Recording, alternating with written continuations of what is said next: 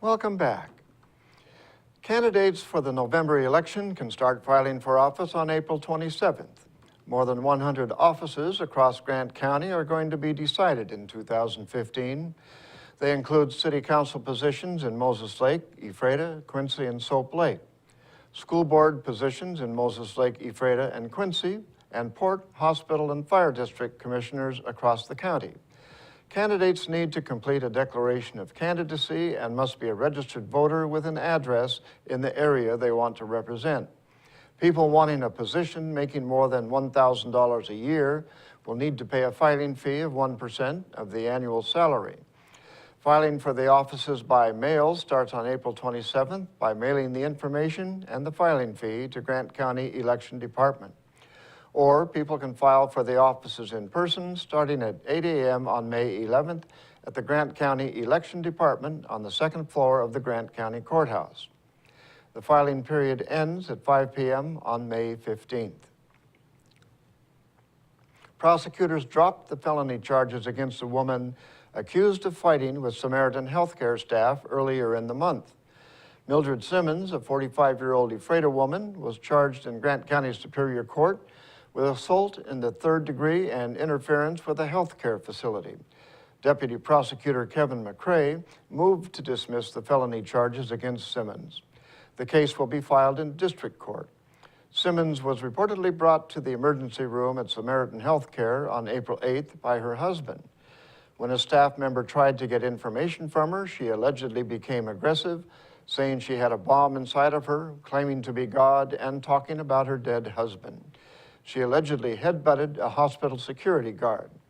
Police reported they believed she was under the influence of methamphetamine. In Northwest News, a Washington family says its baby monitor was hacked. Cairo's Kevin McCarthy shows us how these parents figured out a stranger was communicating with their young son. Well, I started to cry in there because it all started coming back to me and I started figuring things out. Sarah and Jay asked us not to use their last names or show their faces. They're worried that whoever hacked into their video baby monitor could find out who they are. We don't know if they could hear, but we know they were watching for sure. The couple were using the monitor in their 3-year-old son's room when he began complaining that he was afraid, saying someone was talking to him over the phone at night. They weren't sure what he meant until they heard this coming from the monitor. Wake up, little boy, daddy's coming for you. Then Jay heard the voices talking about Sarah when she walked into the room. My wife walked in and I heard the exact words say, "Look, someone's coming," or "someone's coming into view."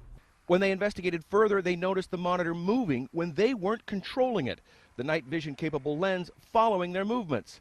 The couple called the monitor's maker, Foscam, who told them it was possible that someone somewhere hacked into the system and were controlling it with a laptop or a smartphone app. But there was no way of knowing who that was or whether they were living nearby or on the other side of the country. It got me worried that maybe they've seen things that they, shouldn't see private, our privacy's been hacked. Teachers in 8 Washington state school districts will go on a one-day strike this week. They say they need to get the public's attention about the lack of funding for schools and other problems. Como's Matt Markovich has the details.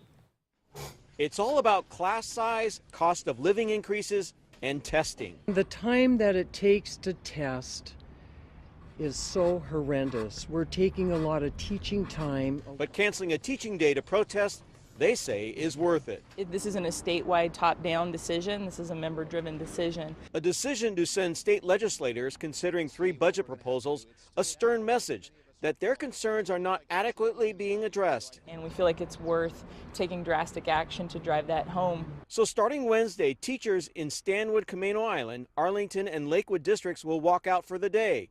On Friday, Blaine, Ferndale, Bellingham, and Mount Vernon districts will be closed for the walkout. And on Tuesday, Cedro-Woolley will shut down for the day. We want something done, but this just doesn't feel like the right action. But teachers at a 5th of the region's districts voted not to walk out, including the 91 teachers at Meridian. Our members feel that in this area, it would be taken as more of an action against the district and it would harm our community relations, and we just don't think that that's one walkout day is worth what damage that would do. And that's going to do it for us here at iFIBER 1 News. We want to thank you for watching, and we'll see you again tomorrow.